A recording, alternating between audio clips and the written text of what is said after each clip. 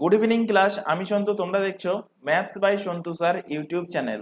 তোমাদের সামনে যে WBP police constable, WP SI, KP constable এবং ডাব্লিউবিপি জেল পুলিশের যে হিউজ ভ্যাকান্সি প্রকাশিত হয়েছে, তার জন্য আজ ম্যাথের উপর থেকে 4 নম্বর ক্লাস প্রোভাইড করা হচ্ছে। তো এর আগে অলরেডি আমরা ম্যাথের উপর থেকে 3টে ক্লাস কভার করে নিয়েছি এবং তার পাশাপাশি প্রিভিয়াস ইয়ারের কোশ্চেন সম্বন্ধেও কিন্তু আলোচনা করা হয়েছে। যদি সেই প্রিভিয়াস ক্লাসগুলো না দেখে থাকো তাহলে অবশ্যই কিন্তু ক্লাসগুলো দেখে নেবে। কিভাবে দেখবে? ওপরে আই বাটনে দেখো লিঙ্ক শো হচ্ছে, অথবা এই চ্যানেলের ডেসক্রিপশন বক্সটা ফলো করো, তার মধ্যে কিন্তু প্রিভিয়াস ক্লাসগুলোর লিঙ্ক প্রোভাইড করা রয়েছে। সেটার উপর ক্লিক করলে প্রিভিয়াস যে ক্লাসগুলো হয়ে গেছে সেই ক্লাসগুলো তোমরা পরপর সেখান থেকে দেখে নিতে পারবে। ক্লাসের শুরুতে আবারও বলছি, প্রথম থেকে শেষ পর্যন্ত ক্লাস দেখবে। যে কোশ্চেনগুলো তোমাদের ক্লাসে করানো হবে সেই কোশ্চেনগুলো ক্লাস শেষ হওয়ার পর বাড়িতে নিজেরা কিন্তু না দেখে 3 থেকে 4 বার প্র্যাকটিস করবে প্রত্যেকটা কোশ্চেন। তো শুরু করছি ম্যাথের উপর থেকে 4 নম্বর ক্লাস। আজকের ক্লাসে ফার্স্ট কোশ্চেন দেখো, একজন ব্যক্তির বয়স 32 বছর যখন তার পুত্র জন্মগ্রহণ করে, তার স্ত্রীর বয়স 35 বছর যখন তার পুত্রের বয়স 7 বছর হয়, তাহলে ওই ব্যক্তি ও তার স্ত্রীর বয়সের তফাৎ কত? তো পুত্র জন্মগ্রহণ করেছে বলতে পুত্রের বয়স তখন 0। তো পুত্রের বয়স যখন 0 ছিল, তখন সেই ব্যক্তির বয়স অর্থাৎ তার পিতার বয়স কত ছিল? পিতার বয়স ছিল 32 বছর, এখানে কোশ্চেনে বলা আছে। এবার বলছে পরের লাইনে যে সেই ব্যক্তির স্ত্রীর বয়স 35 বছর তখন যখন তার পুত্রের বয়স 7 বছর, মানে যখন তার পুত্রের বয়স 7 বছর তখন সেই ব্যক্তির স্ত্রীর বয়স কত বলেছে? বলেছে 35 বছর। তাহলে পুত্রের পুত্রের বয়স যখন 0 ছিল, মানে জন্মগ্রহণ যখন করেছে, তাহলে তখন সেই ব্যক্তির স্ত্রীর বয়স কত? তো 35 থেকে 7 বিয়োগ করে দাও, 28 বছর ছিল তখন সেই ব্যক্তির স্ত্রীর বয়স। তো সেই ব্যক্তির বয়স তখন ছিল কত? যখন পুত্র জন্মগ্রহণ করে 32 বছর। পুত্র যখন জন্মগ্রহণ করে সেই ব্যক্তির স্ত্রীর বয়স কত? 28 বছর। তাহলে এখান থেকে ইজিলি পেয়ে যাবে ব্যক্তি ও ব্যক্তি ও তার স্ত্রীর ব্যক্তি ও তার স্ত্রীর বয়সের তফাৎ, বয়সের পার্থক্য বা বয়সের তফাৎ কত? ব্যক্তির বয়স থেকে স্ত্রীর বয়স বিয়োগ করে দাও, হয়ে যাবে 4 বছরের পার্থক্য, যেটা আছে অপশন ডি তে। অপশন নাম্বার ডি এর সঠিক অ্যান্সার হবে। এখানে জাস্ট আমি লিখে লিখে করিয়েছি। তোমাদের এক্সাম হলে কাজ কি হবে? এক্সাম হলে কাজ হবে 35 থেকে, আচ্ছা কালিটা চেঞ্জ করে নিই, এক্সাম হলে কাজ হবে এইটুকু, 35 থেকে 7 বিয়োগ করে দিলে তাহলে পেয়ে গেলে স্ত্রীর বয়স কত? 28 বছর। এখানে কোশ্চেনে দেখতে পাচ্ছ যে ব্যক্তির বয়স 32, স্ত্রীর বয়স যখন পুত্র জন্মগ্রহণ করে তখন বয়স 28, তাহলে বিয়োগ করলে হবে 4 বছর। জাস্ট দেখে এইটুকু লিখে জাস্ট অ্যান্সার বার করতে হবে। তো এটা হবে এক্সাম অ্যাপ্রোচ। কিন্তু বাড়িতে এখন যখন প্র্যাকটিস করছো, যেভাবে করালাম ফার্স্ট থেকে, তো সেইভাবে বাড়িতে প্র্যাকটিস করবে, তাহলে কি হবে? প্র্যাকটিস লেভেলটা বাড়তে থাকবে এবং এক্সাম হলে গিয়ে তোমরা শর্টকাট পদ্ধতিতে অ্যাপ্লাই করতে পারবে। চলে আসো পরবর্তী কোশ্চেন। আর একটা জিনিস বলে রাখি যে অনেক স্টুডেন্ট আমি দেখেছি, স্টুডেন্টের মধ্যে একটা নেচার আছে যে কম্পিটিটিভ এক্সাম মানে যে ম্যাথগুলো শর্টকাট পদ্ধতি শিখতে হবে, মানে শুধু শর্টকাট পদ্ধতি। তো কোনো একটা কোশ্চেন শর্টকাট পদ্ধতিতে শিখলে সেই কোশ্চেনটা জাস্ট একটুখানি লাইন ঘুরিয়ে, মানে একই কনসেপ্টে হবে, জাস্ট একটু লাইন ঘুরিয়ে কোশ্চেন দিয়ে দিল, সে কিন্তু সেই কোশ্চেন সলভ করতে পারে না। তো খেয়াল রাখবে, বেসিক আগে তোমাদের ক্লিয়ার হওয়ার দরকার, বেসিক কনসেপ্ট ক্লিয়ার থাকতে হবে, তাহলেই তোমরা এক্সাম হলে নিজেরাই, মানে শেখার দরকার নেই, নিজেরাই তোমরা শর্টকাট পদ্ধতি অ্যাপ্লাই করতে পারবে। যাই হোক, চলে আসো পরবর্তী কোশ্চেন। 1 থেকে 25 পর্যন্ত সবগুলো স্বাভাবিক সংখ্যার সমষ্টি কত? তো 1 থেকে 25 দিক, আর 1 থেকে যে সংখ্যাই দিক না কেন, বা 1 থেকে n সংখ্যক পর্যন্ত দিক না কেন, এরকম থাকলো 1 plus 2 plus 3 plus 4 up to dot dot dot n, n সংখ্যক পর্যন্ত পদের সমষ্টি সূত্র ভালোভাবে দেখে নাও এবং মুখস্থ রাখবে। সমষ্টি সূত্র হলো n ইন্টু n প্লাস 1/2। যাই দিক না কেন এই সূত্রে আমরা বার করব যখন বলবে যে n সংখ্যক পদের সমষ্টি। তো এখানে বলেছে কত পর্যন্ত? 25 পর্যন্ত। তো n এর ভ্যালু কত বসাবো? n এর ভ্যালু বসাবো 25 ইন্টু 25 প্লাস 1/2। এক্সাম হলে গিয়ে যে লাইনটা শুরু করবে সেটা হলো এই লাইন। এবার আমি এখানে লিখছি, এখানে গিয়ে 25, 25 আর 1 যোগ করলে 26/2, কাটাকুটি করবে 13। তো 13 মানে এখান থেকে গুণ করো 25 আর 10, 25 10 গুণ করলে 250, আর 3 25 কত 75, যোগ করলে কত হবে, যোগ করলে হবে 325। অ্যান্সার হবে কি, অ্যান্সার হবে অপশন সি 325। কিভাবে গুণ করলাম টেকনিক একটুখানি দেখিয়ে দিচ্ছি যাতে করে তোমাদের সুবিধা হয়। 25 ইন্টু 13 ছিল, তো আমি কি করেছি 25 ইন্টু মনে মনে 13টাকে আমি ভেঙে নিয়েছি 10 প্লাস 3 আকারে।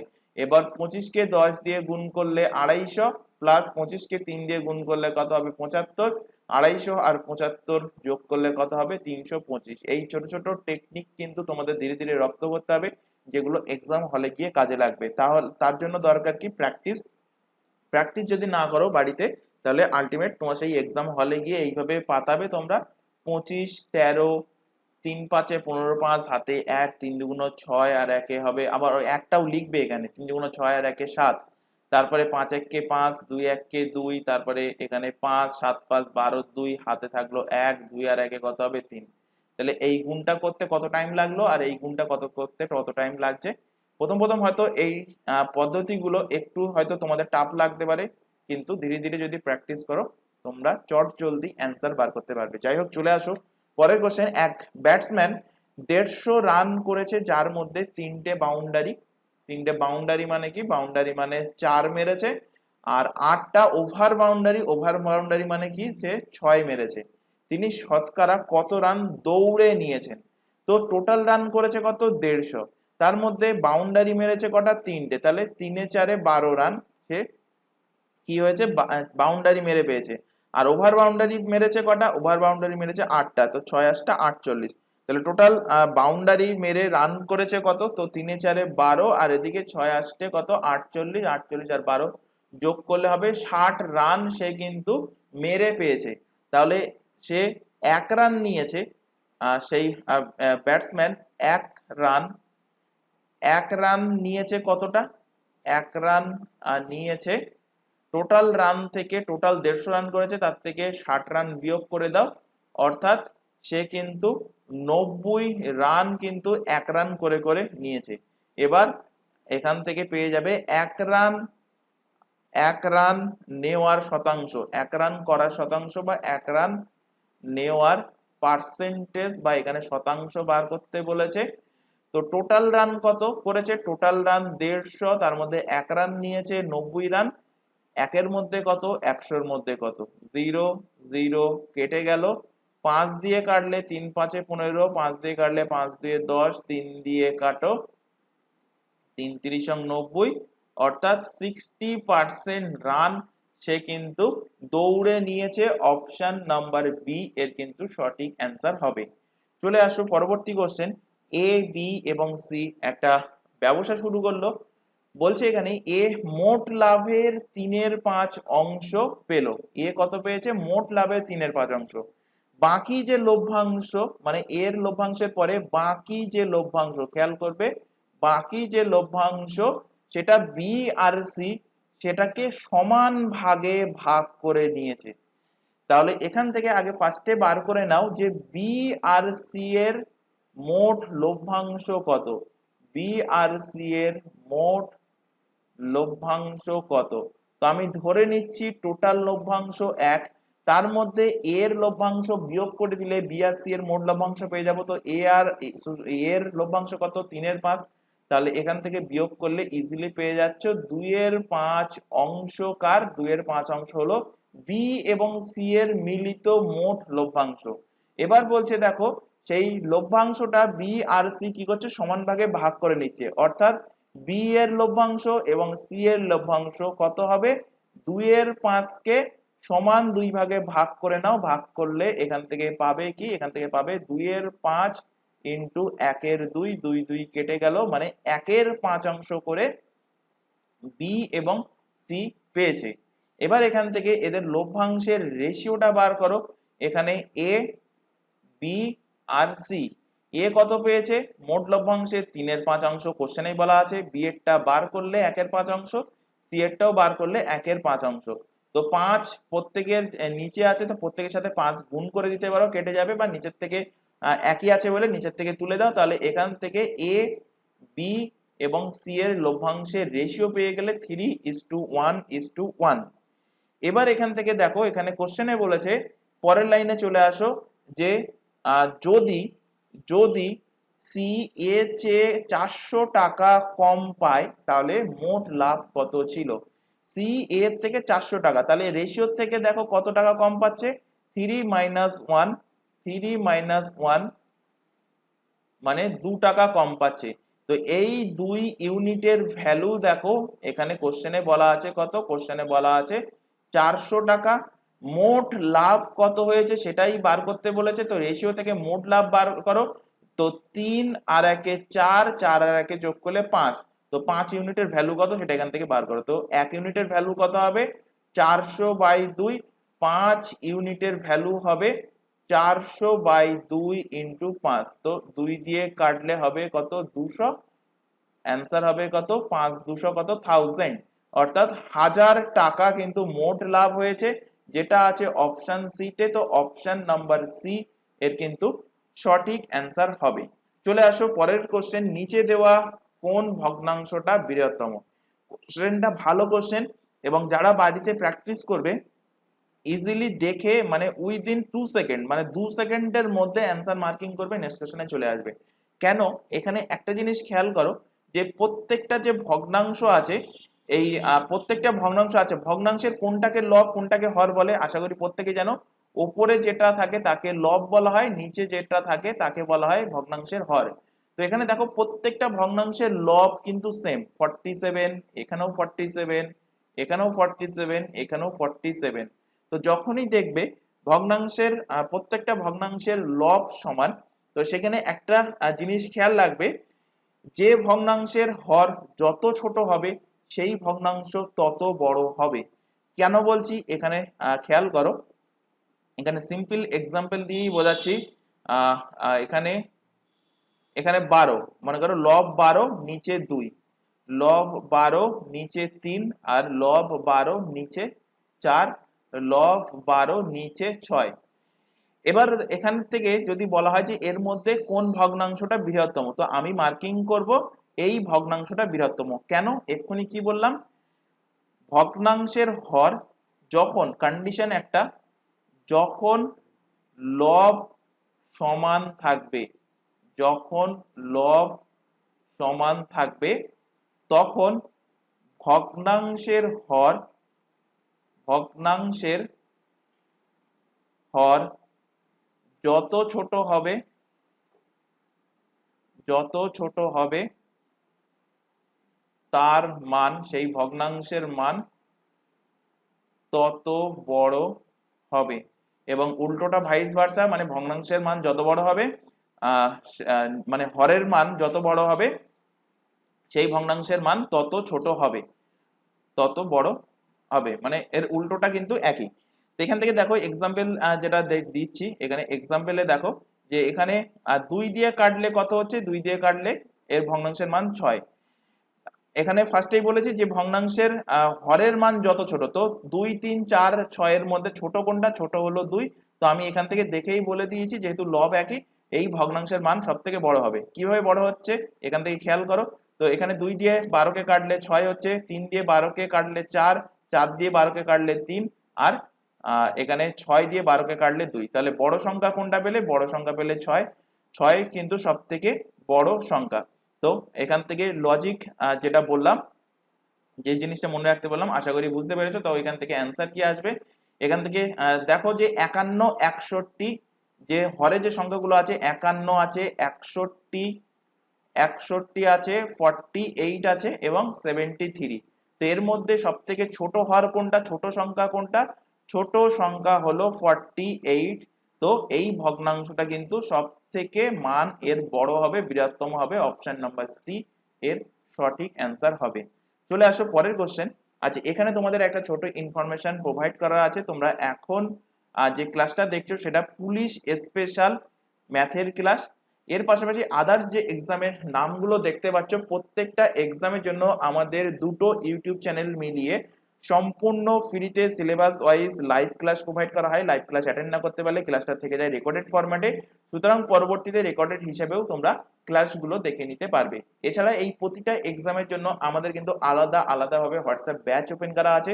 হোয়াটসঅ্যাপ ব্যাচে যুক্ত হওয়ার জন্য তোমাদের নিচে যে হোয়াটসঅ্যাপ নাম্বারটা দেখতে পাচ্ছ 9933434203, এই নাম্বারে আমাদেরকে জাস্ট হোয়াটসঅ্যাপে ইনফর্ম করতে হবে, কেউ কল করবে না, হোয়াটসঅ্যাপে ইনফর্ম করবে, তাহলে তোমাদেরকে নির্দিষ্ট ব্যাচে অ্যাড করে নেওয়া হবে এবং সেখান থেকে প্রপার গাইড প্রোভাইড করা হবে। হোয়াটসঅ্যাপ ব্যাচে যুক্ত হওয়ার একটাই বেনিফিট যে কখন কোন ক্লাস থাকছে, কোন দিন কোন ক্লাস থাকছে, ক্লাসের লিঙ্কগুলো প্রোভাইড করা, এক্সাম ওরিয়েন্টেড সমস্ত রকম গুরুত্বপূর্ণ ইনফরমেশন প্রোভাইড করা হয় এই হোয়াটসঅ্যাপ ব্যাচে। এছাড়া এখানে আরো আরেকটা ইনফরমেশন দেওয়ার আছে, তোমরা এখন যে চ্যানেলে ক্লাসটা দেখছো তার নাম ম্যাথস বাই সন্তু স্যার। এই চ্যানেলে প্রতিটা এক্সামের জন্য, যে এক্সামের নামগুলো দেখলে প্রতিটা এক্সামের জন্য ম্যাথের ক্লাস পেয়ে যাবে সম্পূর্ণ ফ্রিতে এই চ্যানেল থেকে।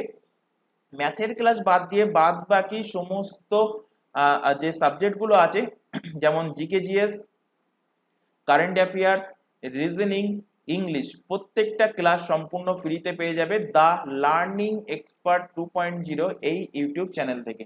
তাই প্রত্যেককে বলছি, যেহেতু ম্যাথস বাই সন্তু স্যার এই চ্যানেলটা, মানে যাতে তোমরা এখন ক্লাসে দেখছো চ্যানেলটা নতুন চ্যানেল, তো চ্যানেল দুটোকে তোমরা সাবস্ক্রাইব করে নাও এবং বেল আইকনকে অল নোটিফিকেশন সেট করে রাখো এবং রেগুলার বেসিসে এই চ্যানেল দুটো থেকে ক্লাসগুলো করতে থাকো। চলে আসো পরবর্তী কোশ্চেন।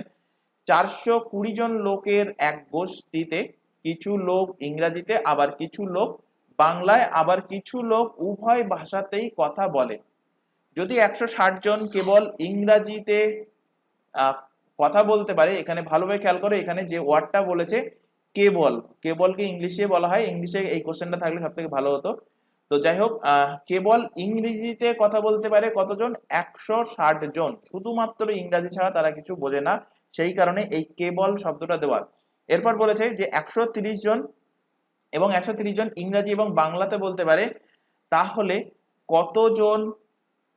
এবং 130 জন ইংরাজি এবং বাংলা বলতে পারে, তাহলে কতজন কেবলমাত্র বাংলাতে কথা বলতে পারে? তো টোটাল লোক সংখ্যা কত? টোটাল লোক সংখ্যা 420 জন। ভেন ডায়াগ্রামের সাথে বোঝাচ্ছি তাহলে জিনিসটা আরো বেশি ক্লিয়ার হয়ে যাবে।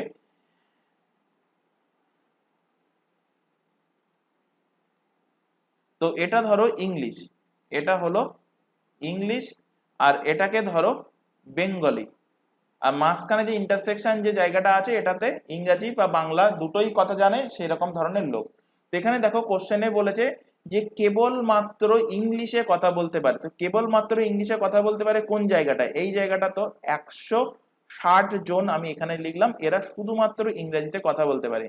তারপরে লাইনে বলেছে 130 জন ইংরাজি এবং বাংলাতে কথা বলতে পারে, মানে উভয় ভাষায় কথা বলতে পারে। তো উভয় ভাষার জায়গাটা হলো এখানে। তো এখানে আমি 130 লিখলাম। এরা ইংরেজিও বলতে পারে, বাংলাও বলতে পারে। জানতে চাইছে কেবলমাত্র বাংলাতে কথা বলতে পারে, মানে কেবলমাত্র বাংলাতে আমি ধরে নিলাম এক্স জন কথা বলতে পারে, তো এক্স এর ভ্যালু কত সেটা বার করতে বলেছে। তো এই তিনটে ভ্যালু যোগ করো, এক্স প্লাস 130 প্লাস 160, তো এটাই হবে টোটাল লোক সংখ্যা। সেটাই দেখো কোশ্চেনে বলা আছে 420। এক্স এর ভ্যালু এখান থেকে ইজিলি পেয়ে যাবে। এখানে 420 থেকে বিয়োগ করো 130 আর 160 যোগ করলে 100 200 আর 60 আর 30 যোগ করলে 90, 290 বিয়োগ করলে এখান থেকে পাবে কত? এখান থেকে পাবে 130, 130। তো এক্স এর ভ্যালু পেয়ে গেলে 130, তো 130 জন কেবলমাত্র বাংলাতে কথা বলতে পারে। তো অপশন নাম্বার এ এর কিন্তু সঠিক অ্যান্সার হবে। চলে আসো পরবর্তী কোশ্চেন। 5 বছর পূর্বে এ বি সি ডি এর গড় বয়স বলে দিয়েছে কত? 45 বছর গড় বয়স বলেছে, তাহলে তাদের বর্তমানে মোট বয়স কত? তো ইজি কোশ্চেন, এখানে বলেছে খেয়াল করবে 5 বছর পূর্বে তাদের গড় বয়স। তো 5 বছর পূর্বে 5 বছর পূর্বে তাদের মোট বয়স, 5 বছর পূর্বে তাদের মোট বয়স কত? তাদের মোট বয়স হবে 45 ইন্টু 5 বছর। তাহলে 45 ইন্টু 5 করলে কত হয়? 5 5 25, হাতে 2, 4 5 20, 21 22, 222 বছর। 5 বছর পূর্বে তাদের মোট বয়স ছিল। কতজন ব্যক্তি ছিল? দেখো এখানে বলেছে 4 জন ব্যক্তি, 1 2 3 4, এ বি সি ডি। তো এই 4 জন ব্যক্তির 5 বছর আগে তাদের বয়স ছিল কত? মোট বয়স ছিল 225 বছর। এখন তাদের মোট বয়স কত জানতে চাইছে। তাহলে এখন এই 4 জন ব্যক্তির প্রত্যেকের 5 বছর করে বেড়েছে, তো প্রত্যেকের যদি 5 বছর করে বাড়ে, 4 জন ব্যক্তি, তাহলে 4 5 20 বছর বেড়েছে, তো এর সাথে 20 যোগ করে দাও, এর সাথে 20 যোগ করলে পেয়ে যাবে 240, 20 যোগ করলে এখান থেকে পাবে, আচ্ছা এখানে একটুখানি মনে হচ্ছে গুণে ভুল হয়েছে, এখানে 5 5 25 5 হাতে 2 4 5 20, আচ্ছা এখানে একটুখানি মিস্টেক হয়েছে, এখানে দেখো এখানে বলেছে যে 5 বছর পূর্বে 4 জন, লোক সংখ্যা কত ছিল, লোক সংখ্যা ছিল 4 জন, তো 4 জনের 4 × 45 হবে, 4 জনের মোট বয়স ছিল 5 বছর পূর্বে কত, 4 45 180, তো এখানে 180 হবে, একটুখানি কারেকশন করে নেবে, 180 প্লাস 20, 180 আর 20 যোগ করলে হবে কত, 200 বছর। তো 4 জনের টোটাল বয়স এখন কত, এখন বর্তমান টোটাল বয়স হলো 200 বছর, অপশন বি এর সঠিক অ্যান্সার। চলে আসো পরের কোশ্চেনে, একটি বর্গক্ষেত্রের কর্ণ বলে দিয়েছে কত, 4√2 সেন্টিমিটার, এর দ্বিগুণ ক্ষেত্রফল বিশিষ্ট বর্গক্ষেত্রের কর্ণ কত। তো আমরা জানি বর্গক্ষেত্রে, আশা করি প্রত্যেকে বর্গক্ষেত্রের যে সূত্রগুলো, আশা করব প্রত্যেকের কাছ থেকে যে সূত্রগুলো জানো, তবু এখান থেকে আরেকবার রিপিটেশন করে দিচ্ছি। বর্গক্ষেত্রের প্রত্যেকটা বাহু সমান হয়, ধরে নিলাম প্রত্যেকটা বাহুর দৈর্ঘ্য কি এ করে, তো এখান থেকে তিনটা কোশ্চেন দেয়, বর্গক্ষেত্রের পরিসীমা, বর্গক্ষেত্রের পরিসীমা কি হবে, বর্গক্ষেত্রের পরিসীমা 4টে এর যোগফল মানে 4a হবে বর্গক্ষেত্রের পরিসীমা। কোশ্চেন দেবে বর্গক্ষেত্রের এরিয়া অর্থাৎ ক্ষেত্রফল কি হবে, ক্ষেত্রফল হবে বাহুর স্কয়ার, অর্থাৎ বাহু আমি এ ধরেছি তাই a এর স্কয়ার।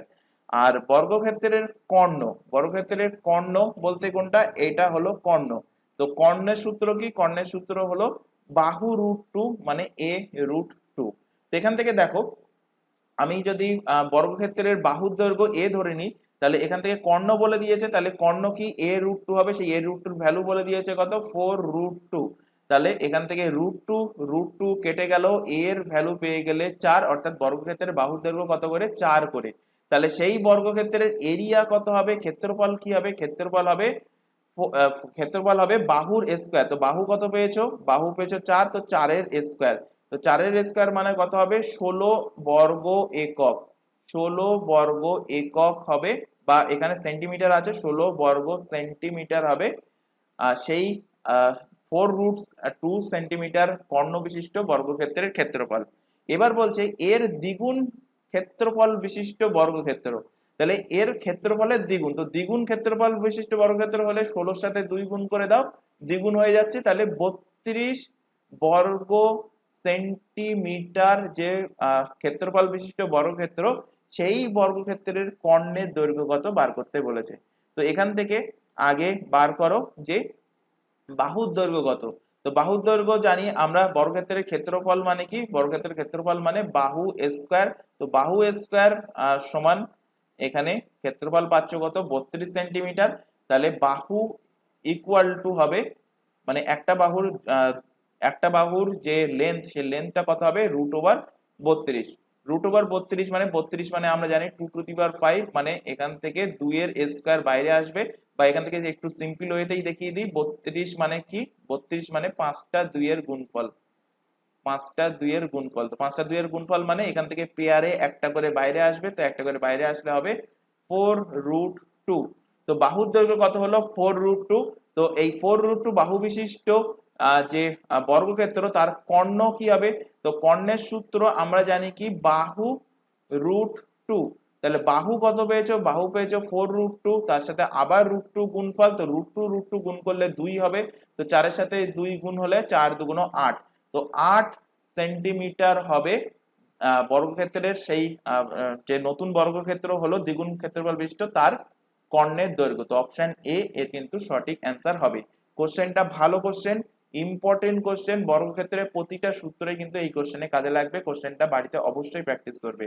চলে আসো পরের কোশ্চেন, 3 জন শিক্ষকের কটা কমিটি গঠন করা যাবে 5 জন শিক্ষকের এক গোষ্ঠী থেকে। তো কোশ্চেনটা পারমুটেশন কম্বিনেশনের কোশ্চেন, তো এখান থেকে অ্যান্সার যেটা আসবে, মানে 5 জন শিক্ষকের কটা গোষ্ঠী, তো 5 জন শিক্ষক বলেছে, তো কম্বিনেশন কটা, 5 জন শিক্ষকের গোষ্ঠী তৈরি করতে হবে, কতজন শিক্ষকের থেকে 3 জন শিক্ষকের কটা কমিটি গঠন করা যাবে 5 জন শিক্ষকের একটা গোষ্ঠী থেকে। তো 5 জন শিক্ষকের একটা গোষ্ঠী, সেটাকে উপরে লিখলাম, আর 3 জন শিক্ষকের টিম তৈরি করতে হবে, তো এখানে নিচে 3 লিখলাম।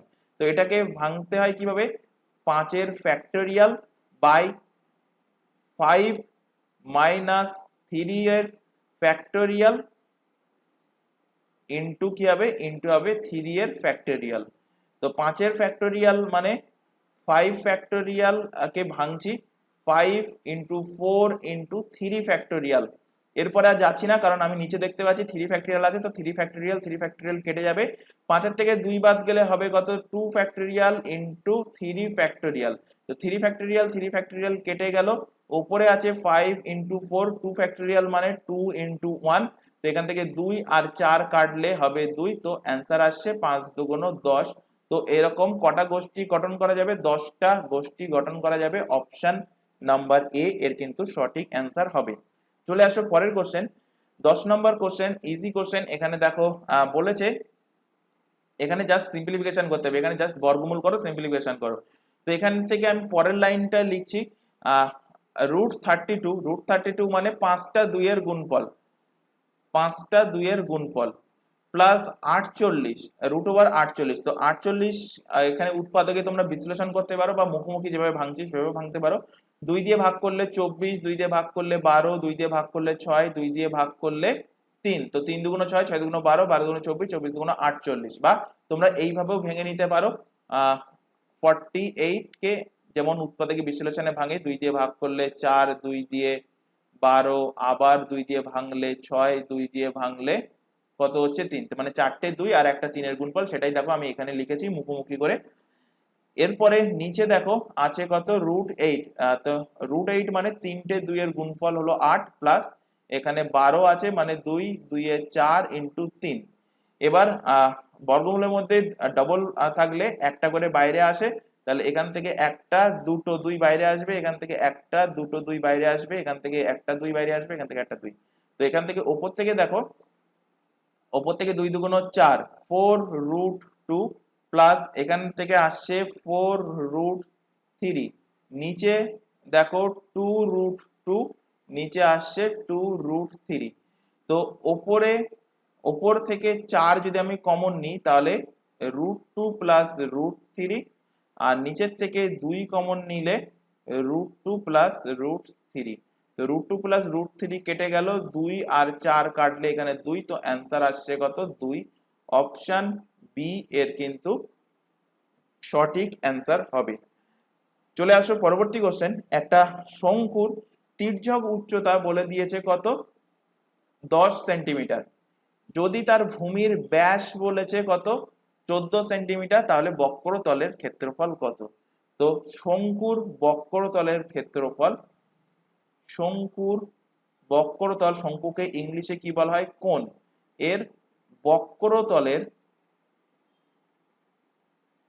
বক্রতলের এরিয়া অর্থাৎ ক্ষেত্রফলের সূত্র কি, সূত্র হলো পাই আর এল।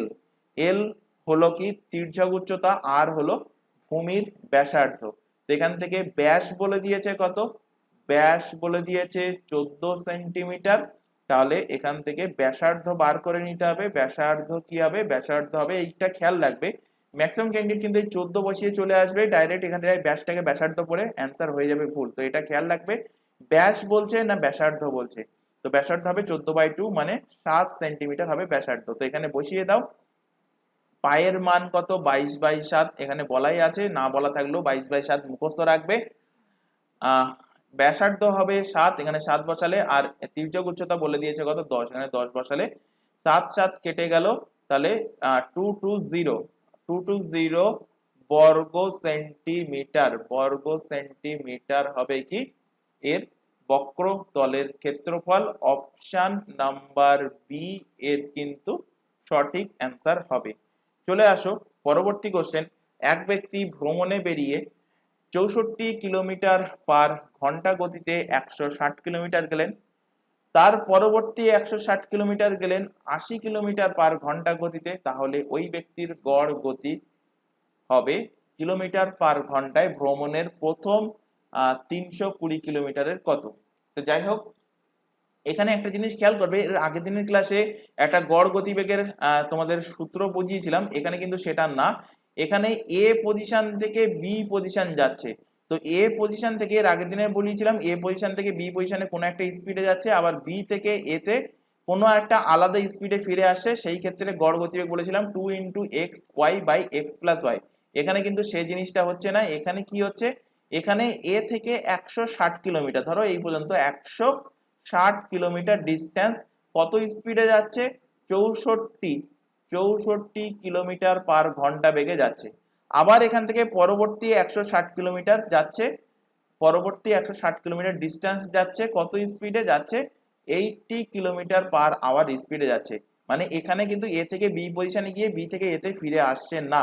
তো সেই ক্ষেত্রে গড় গতিবেগের সূত্র কি হবে, গড় গতিবেগের সূত্র হবে মোট, এই ক্ষেত্রে গড় গতিবেগ, এখানে আমি লিখছি এই ক্ষেত্রে গড় গতিবেগ এর যে ফর্মুলাটা হবে সেটা কি হবে, মোট অতিক্রান্ত দূরত্ব, মোট অতিক্রান্ত দূরত্ব বাই মোট সময়, মোট সময়। তো দুটো কনসেপ্ট কিন্তু আলাদা, একটা কনসেপ্টে কি হচ্ছে এ থেকে বি পজিশন যাচ্ছে একরকম স্পিড, আবার বি থেকে এই পজিশনে ফিরে আসছে অন্য রকম স্পিডে, সেই ক্ষেত্রে গড় গতিবেগের সূত্র হবে 2 × xy/x+y, আর এই ক্ষেত্রে গড় গতিবেগের সূত্র হবে মোট অতিক্রান্ত দূরত্ব বাই কি মোট সময়। তো এখান থেকে ফার্স্টে তোমরা টাইম বার করো, যদি 160 কিলোমিটার ডিস্টেন্স, আচ্ছা সেই সূত্র একটাই, speed equal to distance by time, তাহলে টাইমের সূত্র কি হবে, টি উপরে চলে গেল, ডিস্টেন্স বাই স্পিড। তো এখান থেকে টাইম বার করো, 160 কিলোমিটার ডিস্টেন্স প্রথমে যাচ্ছে কত স্পিডে, 64 কিলোমিটার স্পিড, তো এখান থেকে টাইম পেয়ে যাবে। আবার পরবর্তীতে 160 কিলোমিটার ডিস্টেন্স যাচ্ছে 80 কিলোমিটার পার স্পিডে, তো এখান থেকেও টাইম পেয়ে যাবে। তো এই দুটো টাইমকে যোগ করলে কি পাবে, এখান থেকে পাবে মোট সময় কত লাগবে। এখান থেকে কাটো, 16 দিয়ে কাটলে 16, 10 কে 160, আর 4 ষোলং 64, 4 ষোলং এখান থেকে কত হচ্ছে, 4 ষোলং 64, আর এখান থেকে 2 দিয়ে কাটলে, এখান থেকে 5 দিয়ে 10, আর এখান থেকে 80 দিয়ে কাটলে হবে কত 2, তো এখান থেকে পাচ্ছ 2 + 5/2। তো এখান থেকে যোগ করলে পাবে 2, 2 × 4, আর 5 × 9, 9/2 ঘন্টা টাইম লাগছে। এবার এখানে গড় গতিবেগের সূত্র এক্ষুনি বললাম যে গড় গতিবেগ মানে কি, মোট অতিক্রান্ত দূরত্ব। তো গড় গতিবেগ সমান মোট অতিক্রান্ত দূরত্ব কত, 160 + 160 মানে টোটাল কত, 320 কিলোমিটার। টাইম লাগছে কত, মোট সময় 9/2, তো 2টাকে ওপরে পাঠিয়ে দিলাম। তো এখান থেকে এবার কাটাকুটি করো, 9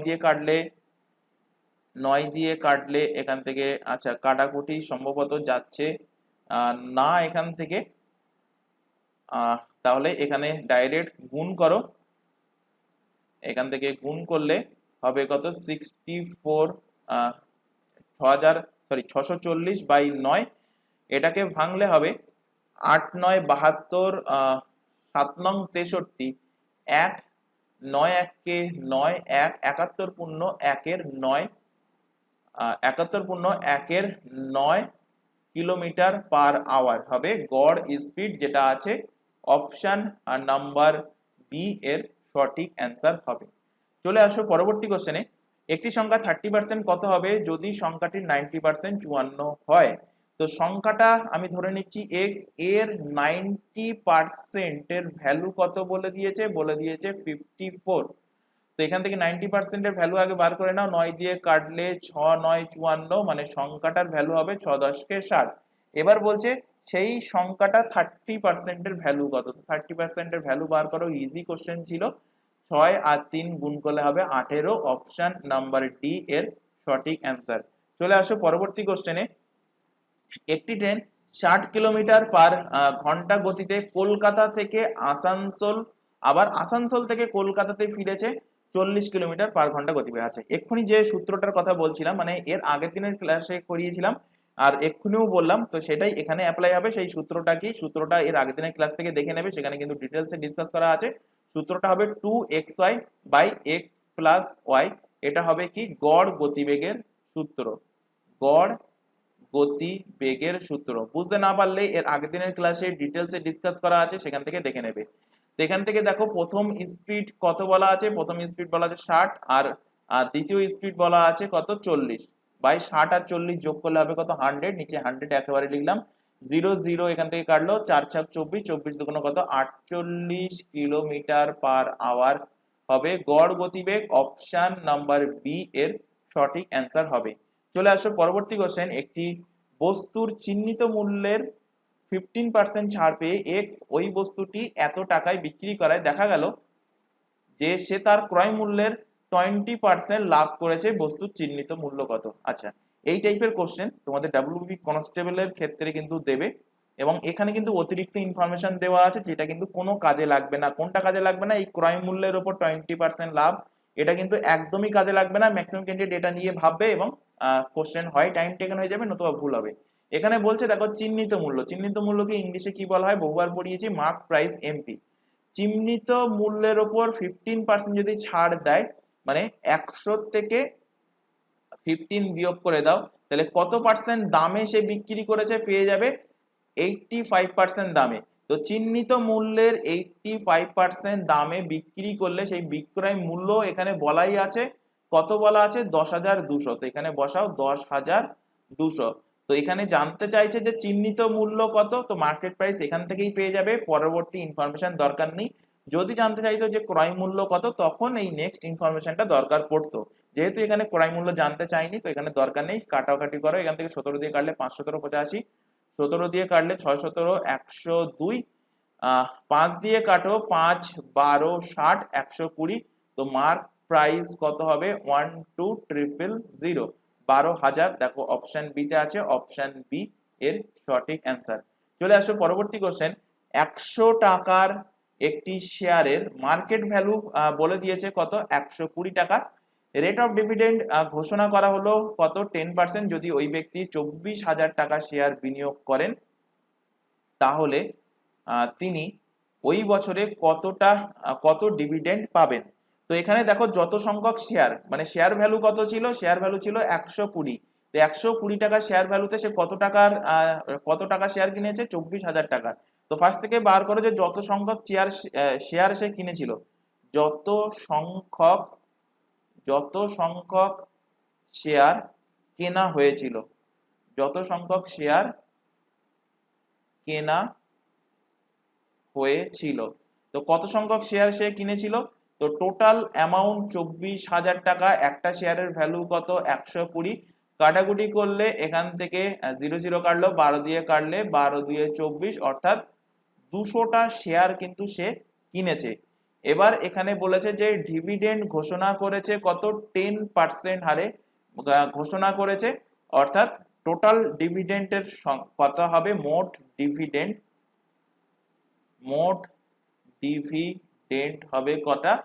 200 ইন্টু 10, মানে 2000টা কিন্তু টোটাল ডিভিডেন্ড হবে, 2000 টাকার টোটাল ডিভিডেন্ড হবে। তো অপশন নাম্বার সি এর কিন্তু সঠিক অ্যান্সার হবে। চলে আসো পরবর্তী কোশ্চেন এবং আজকের ক্লাসের লাস্ট কোশ্চেন। এখানে বলেছে দেখো একটি বৃত্তের পরিধি 88 সেন্টিমিটার, তাহলে এর ক্ষেত্রফল কত? তো পরিধির সূত্র আমরা কি জানি? বৃত্তের পরিধির সূত্র আমরা জানি 2 পাই আর। তো 2 পাই আর এর ভ্যালু দেখো এখানে বলে দিয়েছে 88। তাহলে এখান থেকে 2 কেটে গেল, কাটলে হচ্ছে কত? 44। তো পাই আর, এখানে পায়ের ভ্যালু বসাচ্ছি, পায়ের ভ্যালু মুখস্থ রাখতে বলেছিলাম কি? 22 এর 7। তো 22 এর 7 ইন্টু আর সমান কত হচ্ছে? 44। আবার 22 আর 44 কাটলে হচ্ছে কত? 2। তো এখান থেকে ব্যাসার্ধ পেয়ে যাচ্ছ, আর এর ভ্যালু পেয়ে যাচ্ছ 7 ইন্টু 2 মানে 14 সেন্টিমিটার পেয়ে গেলে ব্যাসার্ধ। ক্ষেত্রফল কত জানতে চাইছে। তো ক্ষেত্রফলের সূত্র কি? ক্ষেত্রফলের সূত্র বৃত্তের ক্ষেত্রফল, বৃত্তের ক্ষেত্রফল। তো বৃত্তের ক্ষেত্রফলের সূত্র কি? ক্ষেত্রফলের সূত্র হলো পাই আর এর স্কয়ার। তো পাই এর ভ্যালু বসিয়ে দাও 22 এর 7, আর এর ভ্যালু এখানে পেয়েছো কত? 14 সেন্টিমিটার, আর এর স্কয়ার মানে 14 ইন্টু 14। 7 দিয়ে কাটো, কত হচ্ছে? 7 2 এ 14। তো এখান থেকে 14 2 এ 28, 28 দুগুণ কত? 56 ইন্টু 11। কিভাবে করলাম? এখান থেকে একটা জিনিস দেখে নাও যে কেন আমি 56 ইন্টু 11 করলাম। এখানে ছিল 22 ইন্টু 2 ইন্টু কত? 14। তো এখান থেকে 22 ইন্টু 14 দুগুণ কত হচ্ছে? 28। আর এই 22 কে আমি ভেঙে লিখতে পারি 2 ইন্টু 11 ইন্টু 28। তো 28 দুগুণ 56, 56 ইন্টু 11। 11 করলাম এই কারণে কোনো সংখ্যার সাথে যদি 11 গুণ থাকে তাহলে সেটা গুণ কিভাবে মুখোমুখি করবে, একটা হয় 10 গুণ করলে 560, তার সাথে আবার 56 যোগ, এইভাবে যোগ করে করতে পারো। দ্বিতীয়ত আরেকটা জিনিস আছে, যদি এখানে ট্রিপল ডিজিট থাকে বা 4টে ডিজিট থাকে তার সাথে 11 গুণ থাকে সেটা দেখে নাও। তো এখানে ফার্স্টে কি আছে, এককের সংখ্যায় 6 আছে, তো এখানে বসাও 6। তারপর এই 5 আর 6 কে যোগ করো, 5 আর 6 যোগ করলে কত হচ্ছে 11। 11-র 1 হাতে থাকলো, 1 মনে রাখবে, তারপরে 5-এর সাথে সেই একটাকে যোগ করে দাও যেটা হাতে ছিল, তো হয়ে গেল কত, হয়ে গেল 616। তো এইভাবে 11-র সাথে যে কোনো সংখ্যা গুণ করে বাড়িতে প্র্যাকটিস করবে, যেটা এক্সাম হলে গিয়ে কিন্তু গুণ করতে তোমাদের সাহায্য হবে। তো এখানে অ্যান্সার হবে 616 বর্গ সেন্টিমিটার, অপশন নাম্বার সি এর কিন্তু সঠিক অ্যান্সার হবে। তো আজকের ক্লাসে এই 17টা কোশ্চেন রাখা হয়েছিল, আশা করি প্রত্যেকটা কোশ্চেন ক্লিয়ার হয়েছে। ক্লাস ভালো লাগলে অবশ্যই ক্লাসটাকে তোমরা লাইক করবে। চ্যানেলটা যেহেতু নতুন সেই কারণে চ্যানেলটাকে অবশ্যই সাবস্ক্রাইব করে বেল আইকনকে অল নোটিফিকেশন সেট করে রাখবে এবং তোমার বন্ধু বান্ধবের কাছে শেয়ার করবে যদি ক্লাসগুলো তোমাদের ভালো লেগে থাকে। যারা যে সমস্ত বন্ধু বান্ধব তোমাদের ডাব্লিউবি পুলিশের জন্য, এসআই বা কনস্টেবল হোক বা কেপি কনস্টেবলের জন্য প্রিপারেশন নিচ্ছে, তাদের কাছে ক্লাসের লিঙ্কগুলো শেয়ার করবে যদি ক্লাসটা ভালো লেগে থাকে। তো আজকে ক্লাস আমরা এখানে শেষ করছি। আর ক্লাসে যদি কোনো প্রকার ডাউট থাকে কমেন্ট বক্সে দাগ নম্বর সহকারে তোমরা সেই ডাউটটা সেখানে লিখবে, তাহলে কোনো একটা ডাউট ক্লিয়ারিং ক্লাস রেখে সেই ডাউটগুলো তোমাদের ক্লিয়ার করা হবে। তো আজকের ক্লাস আমরা এখানে শেষ করছি। আজকের ক্লাস এই পর্যন্ত, নেক্সট দেখা হবে পরবর্তী ক্লাস নিয়ে। Thank you.